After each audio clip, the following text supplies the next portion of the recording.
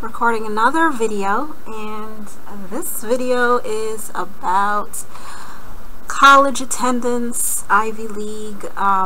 Just want to touch on a topic that, topics have been popping into my head, and I just feel like just, unloading on my channel. So that's what I'm doing. And I just want to touch this video is just to touch on college, Ivy League, education, just to, my perspective on this idea that those who attend Ivy League colleges like Harvard and Yale and Princeton are, well educated and above other colleges and other education, other alternative means of gaining education. I attended college, so it's not coming from somebody who never attended college and they have something against college because they never attended college, so they just want to talk about this in that way or whatever. But before I begin that, this is just to add to my last video. In that video that I talked about President Obama and how certain people, blacks and other people, view him and say that he's the greatest president, so forth. And that video was based on a photo that I saw, those I don't even know if I'm saying it right, memes or memes, whatever, photos, and how I noticed people were commenting on this photo, and the photo basically said, "The greatest president, we will miss you," and so forth, and it had Obama's picture, and they just in love with the image that they see, and they get emotionally attached to that image put forth in the media, and they get emotionally attached because that image they feel represents them as a whole, and that image, basically they take that image of a black man in power to mean that this black person in power represents them, when sometimes that black person in power really may not even care much about their own race like that, or even focusing on them. And in my opinion, Obama really haven't focused much on blacks or done much for blacks, but they're the ones that uplift him the most and worship him, and just based on him being their skin color. So in that video I talked about that photo and how people were weighing in, and how I posted a comment because I just wanted to get some ideas on why certain people felt like he was the greatest president who represented them in power. And when I chimed in, I questioned that, and I wasn't able to get a straight, real, factual answer from the commenters on this photo who were trying to make Obama look like he's the greatest. I mean, if you're gonna throw out a statement like that, you should be able to back it up with some facts that people can look at and say, oh yeah, wow, he did some amazing things, oh yeah, he was the greatest, wow. Not just because you personally felt he was the greatest because he was a black president in the office. You gotta pull up a little bit more than that, like what did he do, show what he did, things of that nature. What did he say that was so significant? There's a video on YouTube where he did the same thing majority of the other presidents did, which is basically reuse speeches, copied speeches. Majority of his speeches were not his own speeches. So I mean, if he went to this high Ivy League Harvard college, he should be able to formulate and write his own speeches. He shouldn't have to read off of prompters. You don't need to go to Ivy League college for all those years and spend thousands of dollars on these colleges to graduate only to get into political office, wear a suit, and get in the White House so you can read off teleprompters and have other people make decisions for you and tell you what to do and what to say. And that's basically what all these presidents do. I don't care what colleges they go to. So, that person never responded, but someone else responded, and they were like, it's not that you attend a top university, it's whether you take the knowledge that you have gained and applied it to the future accomplishments that make a difference to the lives of the people in this country. To President Obama, I say you lived up to that expectation.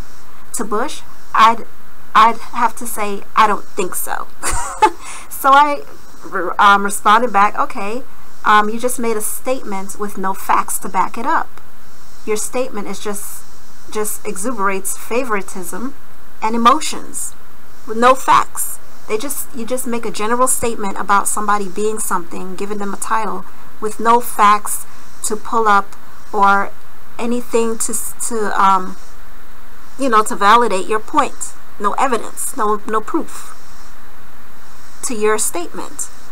So it's hilarious to me, because every time I hear certain people uplift Obama and say he's greatest, he did this and he did that, I can look into what they say in his so-called accomplishments and find where they come up short. And then I feed them back that information, and they have nothing to say. They're silent on it, because they're not as quote-unquote educated as they claim their president should be, since he attended an Ivy League college. And they keep bringing up Bush. And remember, in my last video I mentioned JFK, and I was able to expand on things that he did and said, and why I feel like he was the greatest president. And it makes sense to think that and apply that to JFK based on things I was able to research and find out about him, and evidences. No, not one of these people have brought that up about JFK. They keep going back to Bush. It's like they're doing a comparison to make Obama look better, and they're doing the comparison with Bush in the mix because that's the best they can do. I mean, how are you gonna compare? If you say Bush is dumb, how are you gonna compare Obama to Bush? So is Obama the next level up from dumb? Why don't you compare him to someone a bit more intellectual? Because they were before Obama got elected to presidency, he was debating a lot of very intellectual individuals that slaughtered him in debates, like made him look like a fool. There was another black man that was running for president at the time, and he's like completely demolished Obama in a debate. So him attending Harvard and all, that's the only thing that you can say about him being the greatest, is just pathetic. And that leads me into the whole Harvard Ivy League concept that people have, where if you attend these types of schools, you're just the elitist, the most intellectual, most intelligent person on this planet, which is like a myth. It's really a myth. I've yet to meet people from Harvard and these people who have any sense, like common sense, common logic, who know much. The only thing they know is what they're taught in their college, so they're limited to what they know. And I attended a college, may not have been an Ivy League expensive college, but my college, it was more a diverse college, where it was more free thinking, artistic, where you're able to express yourself and people were able to learn from each other and share ideas and things of that nature. And you have so many different cultures intermingling with each other, and you learn about each other, and you learn how to deal with people, handle people, and live with people.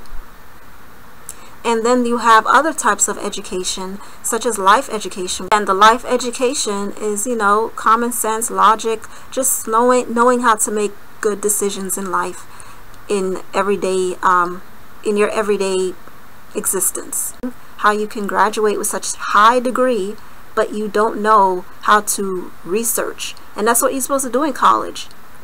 You research for term papers. That's what they do. They're supposed to teach you that, how to do research, how to ask questions. You ask questions in school. We learned that from elementary school. You raise your hands if you have a question. You can freely ask a question.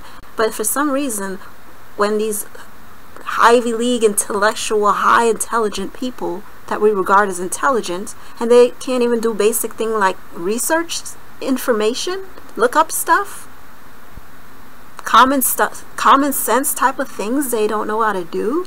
They don't know how to answer simple questions. They just go by, it's like they're zombies, like robots, like these colleges producing a bunch of